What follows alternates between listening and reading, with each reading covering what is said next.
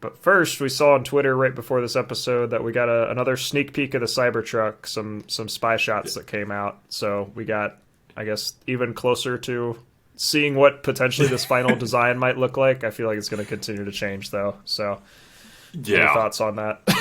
Yeah, it's only from the back. It was somebody following the vehicle, but from the back, it's interesting. Okay, so for me, my biggest complaint is tiny taillights on big cars, and the Cybertruck seems to be a pretty big size, truck. I mean, it's probably not like something like an F-250 or F-350, but it's like an F-150, and the taillights are tiny. They're so small. When you have that light bar, just make the whole thing, a brake light. But that's fair. I don't know.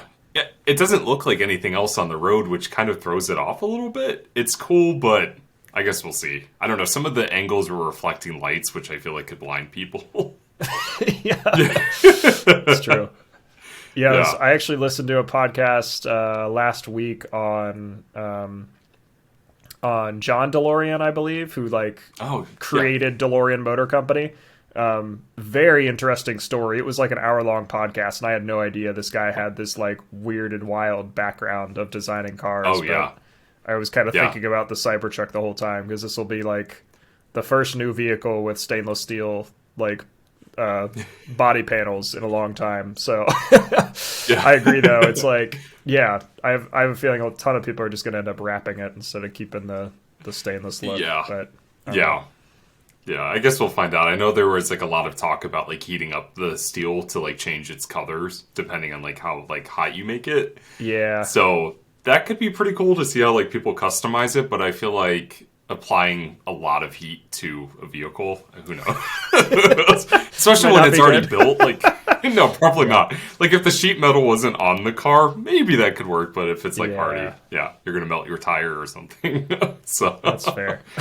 But yeah, DeLorean has an interesting story. That'd be cool to talk about, because I know there's a bunch of like EV conversions. Like we've seen some of them in person at like some of the events we've been to.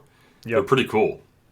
Yeah, we got to sit in one too at the. Did you sit in it at that no. that auto museum? No. No, we were gonna sit in it and like do kind of like a photo shoot, but then I think we just got distracted. I remember talking about that.